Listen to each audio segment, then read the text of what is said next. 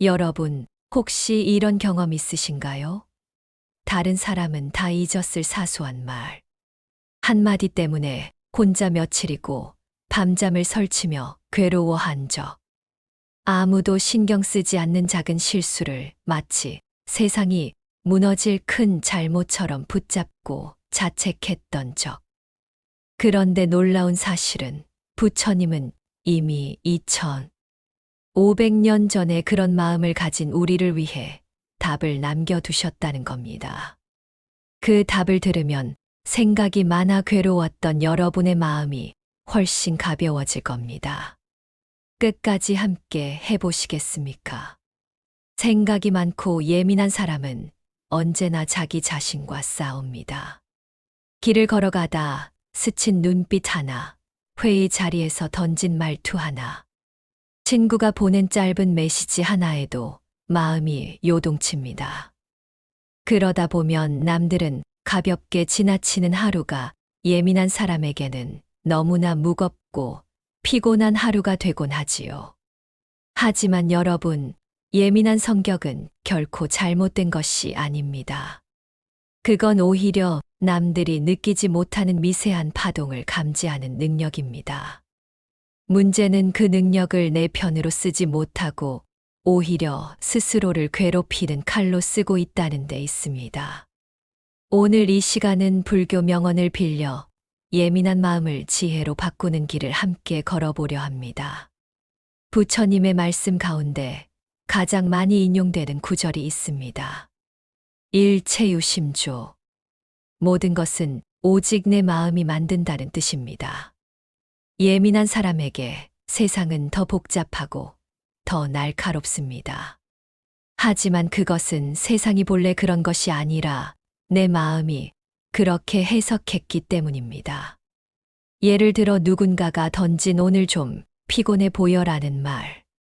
어떤 사람은 그냥 내가 오늘 좀 피곤하구나 하고 넘깁니다. 그러나 예민한 사람은 내 일이 부족하다는 뜻일까? 내가 불만스러워 보였나? 혹시 무시하는 건 아닐까? 수십 가지 해석을 붙이며 괴로워하지요. 말은 단 한 줄이었지만 그 말에 붙인 내 해석이 고통을 키운 것입니다. 부처님은 이것을 이미 꿰뚫어 보셨습니다. 세상은 내 마음이 만든 거울이다. 내 마음이 불안하면 세상은 불안한 곳이 되고 내 마음이 평안하면 세상은 평안한 곳으로 보입니다. 예민하다는 것은 곧 민감한 안테나를 가졌다는 뜻입니다. 남들이 무심히 지나치는 작은 신호를 감지하는 능력. 그래서 더 상처받기 쉽지만 동시에 더 깊이 공감할 수도 있습니다. 문제는 이 안테나가 잡음을 걸러내지 못한다는 데 있습니다. 라디오 주파수가 제대로 맞지 않으면 온갖 소음이 쏟아지듯 예민한 마음도 불필요한 생각과 걱정을 모두 받아들이곤 합니다. 그래서 불교에서는 이런 마음을 억누르지도 말고 휘둘리지도 말고 그저 즉 바라보라고 합니다. 아, 지금 내가 또 쓸데없는 걱정을 만들고 있구나. 그렇게 한 발짝 떨어져 바라보면 생각은 거품처럼 꺼지기 시작합니다. 우리 마음은 마치 강물 위를 흐르는 나무잎과도 같습니다. 강 위에 떨어진 나무잎을 붙잡으려 할수록 손에 상처가 나고 물살에 휘말립니다. 하지만 가만히 두면 그 나무잎은 저절로 흘러가 사라집니다. 예민한 사람의 생각도 마찬가지입니다. 붙잡으면 괴로움이 되고 놓아두면 흘러갑니다. 오늘 우리는 이 여정을 통해 3가지 지혜를 배울 것입니다. 첫째, 모든 것은 내 마음에서 비롯된다는 깨달음. 둘째, 집착을 놓을 때 찾아오는 편안함. 셋째, 과거나 미래가 아닌 지금 이 순간을 사는 법. 이 3가지 지혜를 통해 예민한 여러분의 마음은 고통이 아닌 지혜로 빛나게 될 것입니다. 일체유심조. 이 4글자는 단순한 철학적 개념이 아닙니다. 삶의 모든 경험, 우리가 겪는 행복과 괴로움이 사실은 마음이 빚어낸 해석의 산물이라는 것을 가리킵니다. 세상 그 자체가 괴로운 것이 아니라 내 마음이 괴롭다고 해석하는 순간 그것은 고통이 되는 것입니다. 세상 그 자체가 아름다운 것이 아니라 내 마음이 아름답다고 느끼는 순간 그것은 기쁨이 되는 것이지요. 생각이 많고 예민한 사람은 특히 이 마음의 해석에 취약합니다. 그들은 보통 사람보다 더 빠르게, 더 세밀하게 신호를 받아들이고 그 신호에 다양한 의미를 덧붙입니다. 예를 들어 동료가 무심히 지나가며 던진 "오늘 왜 이렇게 조용해라는 말. 어떤 사람은 그냥 "내가 오늘 말을 적게 했구나" 하고 넘깁니다. 그러나 예민한 사람은 "내가 분위기를 망치고 있나? 사람들이 나를 이상하게 생각하는 건 아닐까? 혹시 불편해하고 있는 건가?" 하고 끝없는 해석을 만들어냅니다. 부처님은 마음을 거울에 비유하셨습니다. 거울은 있는 그대로를 비추지만 거울에 먼지가 끼면 사물이 일그러져 보입니다. 예민한 사람의 마음은 거울이 매우 민감합니다. 작은 흔적, 작은 얼룩에도 쉽게 왜곡이 일어납니다. 상대의 말 한마디, 표정 하나, 눈빛 하나가 거울 속에서 크게 부풀려져 돌아옵니다. 하지만 중요한 건 왜곡은 대상에 있는 것이 아니라 내 마음의 거울에 있다는 것입니다.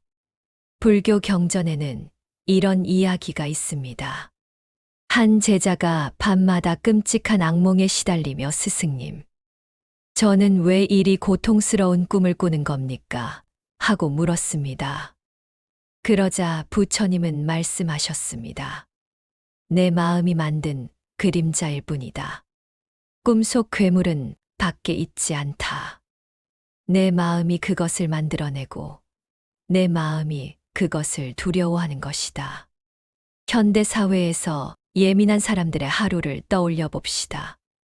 아침에 회사에 도착해 상사가 인사를 대충 하고 지나갑니다. 보통 사람은 "아, 오늘 기분이 별로신가 보다" 하고 넘어갑니다. 하지만 예민한 사람은 "내가 뭔가 잘못했나? 어제 보고서가 마음에 안 들었나? 오늘 나를 찍으려는 건가?" 하고 불안해합니다. 그러나 진실은 단순할 수 있습니다. 상사는 단지 잠을 못 자 피곤했을 뿐일 수 있습니다. 이처럼 예민한 마음은 사실을 해석으로 바꿔버리고 그 해석이 다시 나를 괴롭히는 굴레가 됩니다. 불교에서는 마음을 원숭이에 비유합니다. 원숭이는 가만히 있지 않고 이 나무에서 저 나무로 계속 뛰어다닙니다. 우리의 생각도 마찬가지입니다. 한 가지 생각이 또 다른 생각으로 이어지고 그것이 또 다른 불안으로 이어집니다. 예민한 사람은 특히 이 원숭이 마음이 강합니다. 하지만 원숭이를 묶어두려고 애쓸 필요는 없습니다. 그저 원숭이가 이리저리 뛰어다니는 것을 조용히 바라보기만 해도 결국 지쳐서 가만히 앉게 됩니다. 이것이 바로 불교의 수행, 관의 힘입니다. 이제 우리는 두 번째 가르침으로 나아갑니다. 놓아버려야 편안해진다. 많은 사람들이 이 말을 들으면 고개를 끄덕입니다. 그러나 막상 일상에서 노는 것은 쉽지 않습니다. 예민한 사람은 특히 더 그렇습니다. 생각을 붙잡고 말 한마디를 붙잡고 시선 하나를 붙잡습니다. 그 붙잡음은 결국 마음을 무겁게 하고 스스로를 고통에 가둡니다. 손에 모래를 가득 쥐었다고 상상해 봅시다. 꽉 쥘수록 손바닥은 아프고 모래는 손가락 사이로 흘러내립니다. 결국 모래를 지키려는 마음 때문에 손만 상처나고 고통만 커집니다. 하지만 손을 펴는 순간 모래는 자연스럽게 흘러내립니다. 걱정과 집착도 이와 같습니다. 붙잡을수록 괴롭고 놓아버릴수록 편안해집니다. 부처님께서는 이렇게 말씀하셨습니다. 사람은 두 개의 화살을 맞는다. 첫 번째 화살은 외부에서 오는 고통이고 두 번째 화살은 그 고통을 붙잡아 스스로 쏘는 마음이다. 예민한 사람은 특히 두 번째 화살을 자주 맞습니다. 놓아버림은 곧 두 번째 화살을 내려놓는 일입니다. 관계에서도 집착은 많습니다. 저 사람이 나를 어떻게 생각할까? 내가 혹시 실수한 건 아닐까? 내 말 때문에 상처받진 않았을까? 그러나 상대는 이미 잊었는데 나는 놓지 못하고 계속 붙잡습니다. 이것이 바로 마음의 결박입니다. 과거도 마찬가지입니다. 이미 지나간 일은 되돌릴 수 없습니다. 그럼에도 불구하고 우리는 그 장면을 붙잡고 수십 번, 수백 번 다시 곱씹습니다. 부처님은 말씀하셨습니다. 잡은 손을 펴지 못하는 자는 이미 없는 것을 붙들고 있는 것이다. 또 어떤 사람들은 미래를 놓지 못합니다. 앞으로 또 실수하면 어떡하지? 사람들이 나를 싫어하면 어떡하지? 그러나 미래는 아직 오지 않았습니다. 마음은 미래를 붙잡아 불안이라는 이름으로 현재를 괴롭힙니다. 어느 날 두 스님이 길을 가다가 무거운 짐을 진 나그네를 만났습니다. 스님은 말했습니다. 짐을 내려놓으십시오. 그러나 나그네는 안 됩니다. 이건 제 것이니까요. 라고 했습니다. 스님은 웃으며 말했습니다. 짐을 내려놓지 않는 것은 당신의 자유입니다. 그러나 무겁다고 불평할 권리도 없습니다. 나무는 매년 잎을 놓아버립니다. 만약 나무가 내 잎은 소중해 절대 떨어뜨릴 수 없어 하고 붙잡는다면 새로운 잎은 자라지 못합니다. 놓아버린 낙엽은 흙이 되고 다시 나무를 키웁니다. 놓음은 단절이 아니라 새로운 시작을 위한 순환입니다. 부처님의 세 번째 가르침은 과거는 지나갔고 미래는 오지 않았다. 예민한 사람들의 고통은 대부분 이미 지나간 과거와 아직 오지 않은 미래에서 비롯됩니다. 과거는 돌이킬 수 없고 미래는 아직 존재하지 않습니다. 오직 지금 이 순간만이 진실입니다. 예민한 사람들은 밥을 먹을 때조차 머릿속은 과거와 미래로 가득 차 있습니다. 밥을 씹으면서 아까 내가 괜히 그런 말 했나를 떠올리고 국을 뜨면서 내일 발표 망치면 어쩌지 하고 불안해합니다.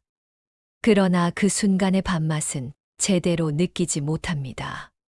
만약 밥 한 숟가락을 먹을 때 지금 밥을 먹고 있다에만 집중한다면 그 순간은 단순하지만 놀랍도록 충만해집니다.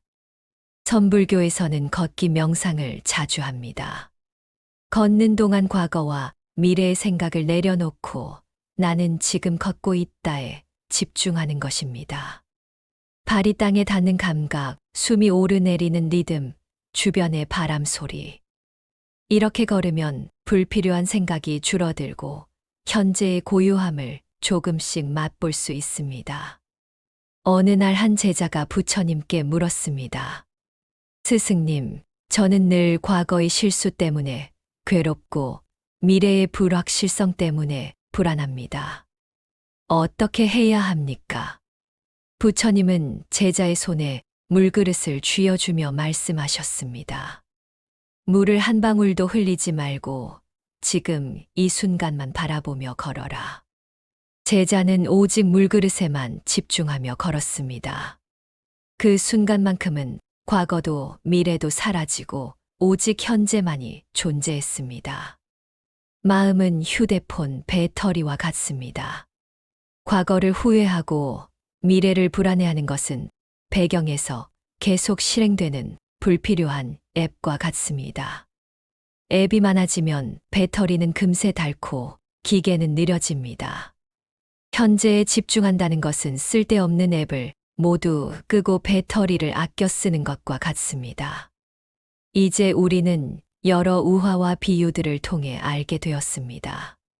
집착을 놓을 때 편안해지고 과거와 미래를 붙잡을 필요가 없고 예민함은 고통이 아니라 지혜가 될 수 있다는 것을. 부처님의 가르침은 결국 지금 이 순간 집착 없는 맑은 마음으로 세상을 바라보라는 것이었습니다. 생각이 많고 예민한 여러분, 이제는 그 마음을 미워하지 마십시오. 그 마음은 잘못된 것이 아니라 다만 길들여지지 않은 특별한 능력일 뿐입니다. 마음이 모든 것을 만든다. 놓아버릴 때 편안해진다. 과거는 지나갔고 미래는 오지 않았다. 이 세 가지 가르침을 기억하십시오. 한 청년이 있었습니다. 그는 너무 예민해서 늘 자신을 괴롭혔습니다. 사람들의 시선, 작은 말 한마디, 모두가 마음의 짐이 되어 밤마다 잠들지 못했습니다. 그러던 어느 날 그는 노스님을 찾아가 물었습니다. 스님, 제 마음은 왜 이렇게 복잡하고 괴롭습니까? 노스님은 강가로 데려가 손에 돌을 쥐어주며 말했습니다. 이 돌을 1시간 동안 꼭 쥐고 있어라. 청년은 땀을 흘리며 돌을 쥐었습니다. 시간이 지날수록 손이 아프고 어깨와 팔이 무거워졌습니다. 1시간이 지나자 노스님은 말했습니다. 이제 그 돌을 내려놓아라. 돌을 내려놓는 순간 청년의 손은 가벼워졌습니다. 노스님은 말씀하셨습니다. 내가 붙잡고 있는 것은 돌이 아니라 내 마음의 집착이다. 내려놓을 수 있는 짐을 굳이 붙잡고 사니 내가 힘든 것이다. 청년은 그제야 알았습니다. 예민한 마음은 잘못이 아니라 붙잡는 습관이 문제였음을. 오늘도 수많은 생각 속에서 지치고 작은 일에 마음이 흔들렸던 분들이 계시다면 이 말씀을 꼭 기억하시길 바랍니다. 예민한 마음은 잘못된 것이 아니라 아직 길들여지지 않은 특별한 재능일 뿐입니다. 그 재능을 스스로를 괴롭히는 칼로 쓰지 말고 자신과 세상을 따뜻하게 감싸는 빛으로 사용해 보십시오. 끝까지 함께 해주셔서 감사합니다. 오늘 이 이야기가 여러분의 마음을 조금이라도 가볍게 해주었다면 그것만으로도 저는 기쁩니다. 생각이 많고 예민한 여러분, 이제는 그 마음을 원망하지 말고 따뜻하게 안아주십시오. 그리고 기억하십시오. 당신의 예민함은 약점이 아니라 선물입니다. 오늘도 고요한 평화가 여러분과 함께하기를 바랍니다.